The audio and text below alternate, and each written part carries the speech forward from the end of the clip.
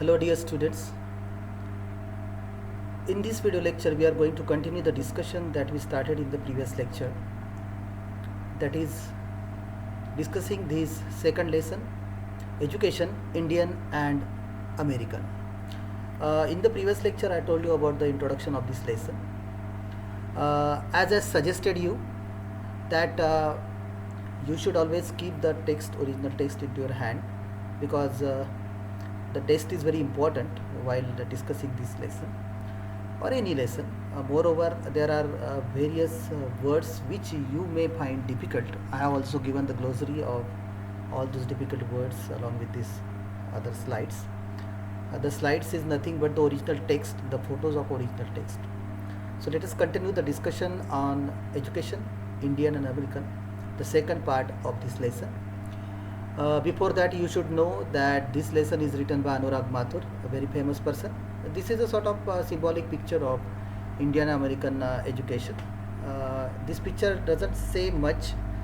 Only the thing is that the basic concept of education is same, but there is a difference between Indian and American education that we are going to study into this lesson.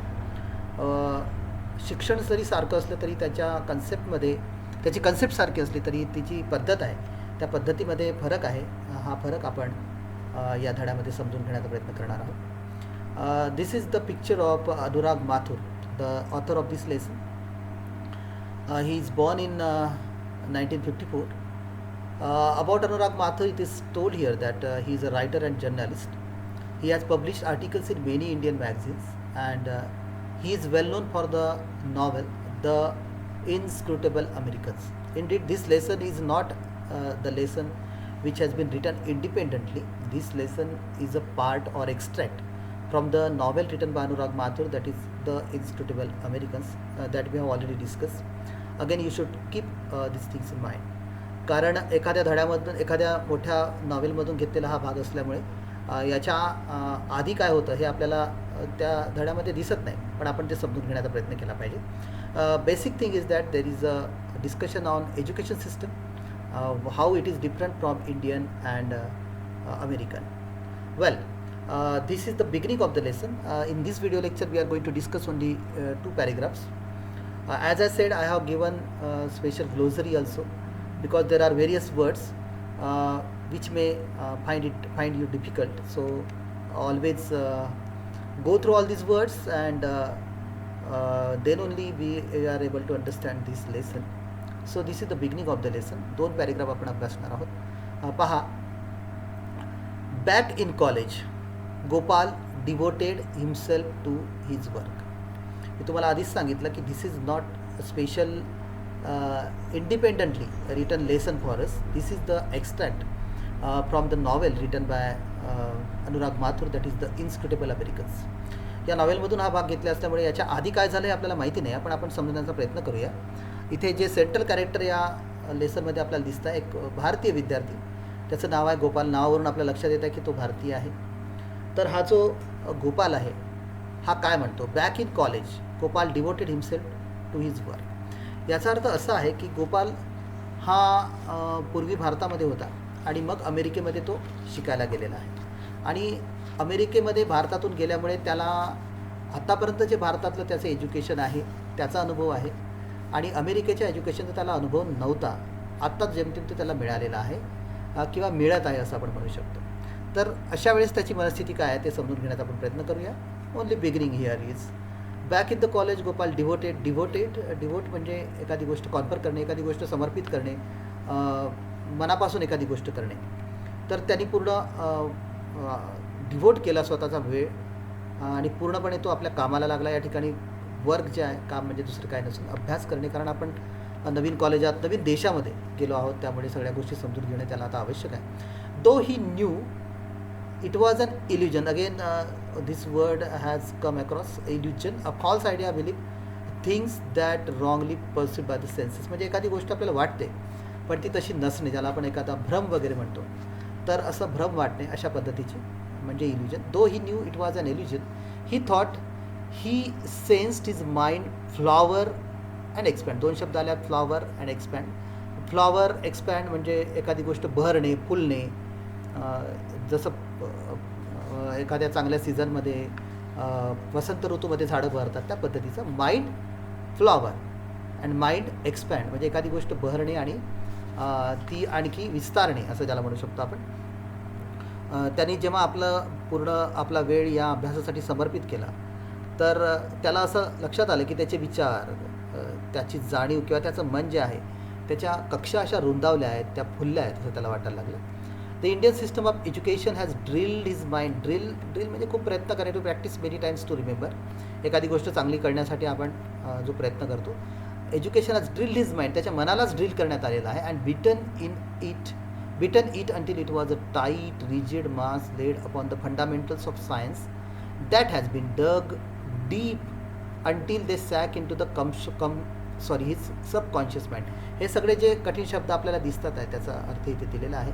Drill म्हणजे to practice many times to remember. Rigid म्हणजे stiff, not flexible. एखादी गोष्ट जर लवचिक नसेल, बदलत नसेल, ताठपणा ज्याला असतो, तर अशा प्रकारचं रिजिड. फंडामेंटल्स म्हणजे बेसिक प्रिन्सिपल्स. जेव्हा सायन्स शिकतो आपण तेव्हा बरेचदा त्याच्यातले फंडामेंटल्स आपल्याला पूर्वी शिकावं लागतात, तरच पुढचं कळतं. तर अशा प्रकारचे जे बेसिक प्रिन्सिपल्स आहेत ते फंडामेंटल असं त्याला म्हटलं गेलं आहे. सबकॉन्शियसचा अर्थ इथे दिलेला आहे existing in the mind but not immediately available to the consciousness or awareness. म्हणजे एखादी गोष्ट आपल्या मनात असते पण ती लगेच उपलब्ध होत नाही, अवेलेबल होत नाही, लगेच आपल्याला ते दिसत नाही. तर हे एखादी गोष्ट सबकॉन्शियस असणे म्हणजे आपल्या सुप्तावस्थेत असते असं ज्याला म्हणतो आपण. Unshakeable, that can not be shaken. एखादी गोष्ट जर ताठ असेल, ती हलवू शकत नाही अशा पद्धतीची असेल. तर हे सगळे शब्द जे आहेत ते आपल्याला इथे पाहता येतील. जेव्हा तुम्ही व्यवस्थित हा व्हिडिओ पाहाल, अनेकदा पाहाल, तेव्हा तुम्हाला हे सगळे शब्द आरामात पाहता येतील. सध्या याचा अर्थ काय तेवढा मी तुम्हाला सांगणार आहे.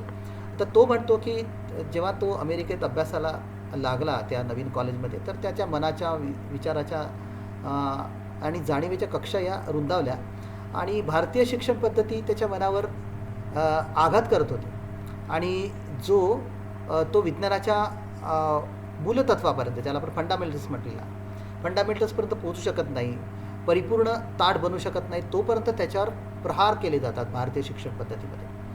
आणि अशा पद्धतीचा अनुभव त्याला त्या ठिकाणी आलेला आहे. नाव from this unshakeable base, unshakeable आत्ताच सांगितल्याप्रमाणे जे हलू शकत नाही, he was able to make sorties attack made by troops. Actually हा युद्धामध्ये वापरला जाणारा शब्द आहे. Make sorties that his American colleagues couldn't imagine trying unsure as they were about the basics. हा जो मुख्य फरक आहे हा त्याला तिथे जाणवला. आणि त्या सगळा अनुभव घेत असताना त्याला आणखी एक गोष्ट घडली. ती काय आहे ते त्यांनी सांगितलेलं आहे. The second paragraph he says for the first time म्हणजे पहिल्यांदाच त्याला काय अनुभवाला आलं पहा. तो म्हणतो की for the first time he began to learn the joy of analysis rather than retention. इथे दोन शब्द आले आहेत, ॲनालिसिस आणि रिटेन्शन असे दोन शब्द आले आहेत. ॲनालिसिसचा अर्थ इथे दिला आहे डिटेल एक्झाम, एखाद्या गोष्टीचा डिटेल अभ्यास करणं म्हणजे ॲनालिसिस. त्याचा खूप जास्त अभ्यास करून त्याच्याबद्दलचे तथ्य आपण काढतो, ज्याला आपण चिकित्सा म्हणू शकतो. तर अशा प्रकारचं चिकित्सा. आणि रिटेन्शन म्हणजे मेमरी, एखादी गोष्ट पाठांतर करणे. पुष्कळदा आपण पाहतो तर भारतीय पद्धतीमध्ये पाठांतराचं खूप महत्त्व आहे. For the first time he began to learn the joy of, आनंद त्याला मिळालेला आहे कशामध्ये, ॲनालिसिस रादर दॅन रिटेन्शन. त्यांनी चिकित्सेमध्ये जास्त आनंद आपल्याला मिळतं असं त्याला अनुभवाला आलेलं आहे. आणि ही जी चिकित्सा आहे जी मूलतत्वाच्या आतील भागावर आघात करते आणि तो त्याच्यामुळे काय करायला लागला तर युक्तिवाद करायला लागला. Based upon the core of the fundamentals that had been hammered in to him upon quite literally he experimented with leaps of logic.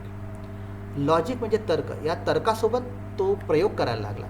Often he paused uncertainly as though in mid air waiting for someone to admonish him and demand that he return to thinking by the book. Instead, he found encouragement. His mind soared. He felt himself flying. For the first time in his life, he gloried in studying. याच्यामध्ये जे काही कठीण शब्द आले आहेत त्याच्या सगळ्याचा अर्थ तुम्ही आरामात पहा असं मी तुम्हाला सांगेन. ॲडमॉनिशचा अर्थ दिला आहे त्यांनी स्कोल्ड. सोअरचा अर्थ दिला आहे तो फ्लाय हा आकाशात विहार करणे. ह्या सगळ्या मनाच्या गोष्टी आहेत की आपण मुक्त आकाशामध्ये आता विहार करू शकतो, म्हणजे आपण मुक्तपणे विचार करू शकतो असं त्याचा अर्थ आहे. आणि ग्लोरी हा जो वर take great pride or pleasure, एखाद्या गोष्टीमध्ये खूप आनंद घेणं. या सगळ्या गोष्टींचा जे शब्द आहेत त्यांचा अर्थ आपण बघावा. याचा अर्थ असा आपण सांगू शकतो की त्याने जेव्हा म्हटलेलं आहे की आपल्याला रिटेन्शनपेक्षा ॲनालिसिसमध्ये जास्त आनंद मिळतो आहे, तर त्याने त्या चिकित्सेमध्ये जास्त आनंद घ्यायला सुरुवात केली आणि जी मूलतत्वाच्या आदिल भागावर आघात करते आणि उंच भरारीच्या युक्तिवादाचे प्रयोग तो करू लागला, तो बोलू लागला, मुक्तपणे बोलू लागला. आणि त्याला अमेरिकेमध्ये एनकरेजमेंट इथे शब्द वापरला आहे, प्रेरणा किंवा उत्तेजना त्याला मिळाली. तरीसुद्धा त्याला एकाच वेळेस अमेरिकन विद्यार्थी आढळले की जे उच्च शिक्षणामध्ये मिळालेल्या योग्य संधीचा उपयोग करू शकले नाही किंवा असमर्थ आहेत असं त्याला वाटलं. आणि त्याला असं वाटलं की त्याची सगळ्या विषयावरची पकड ही हळूहळू घट्ट होते आहे आणि तो फंडामेंटल्सच्या तळाशी जाऊ शकतो, तो पूर्ण विचार करू शकतो मुळाशी जाऊन. आणि आता अलीकडचे जे अमेरिकेतले दिवस आहेत त्याच्याकडे तो नव्या दृष्टीने पाहू शकतो असं त्याला इथे वाटायला लागलं आणि अशा प्रकारचा आनंद तो त्याच्या अभ्यासामध्ये घ्यायला लागला. तर हा जो फरक आहे मुख्य, जो आहे डिटेलमध्ये त्यांनी नॉवेलमध्ये सांगितलेला असेल, आपल्याला नॉवेल आपल्याला वाचलेलं नाही आहे, पण जो काही मुख्य फरक त्याला इंडियन आणि अमेरिकन एज्युकेशन सिस्टममध्ये दिसला, हा फरक इथून त्याची सुरुवात झाली असं आपण म्हणू शकतो. So friends, let us stop here. As I said that this is the just second part and the beginning of the lesson of this particular lesson. We have discussed only 2 paragraphs. In the further some parts of this lesson, we are going to discuss all these things in detail. थोडंसं मी तुम्हाला सांगू इच्छितो की याच्यात बरेचसे असे शब्द आहेत की जे थोडेसे कठीण वाटू शकतात तुम्हाला किंवा त्याचा अर्थ डिक्शनरीमध्ये वेगळा दिसेल आणि इथे वेगळा लागतो. तर म्हणून मी स्पेशली एक स्लाईड इथे जोडलेली आहे. The special slide is there where a number of words are there. You should go through all these words, then only it will be easy for you to understand this lesson. So this is all about this lesson. So friends, thank you so much for listening this video. We are going to discuss the rest of the lesson very soon in the coming lectures. So thank you so much for watching this. Take care. Bye.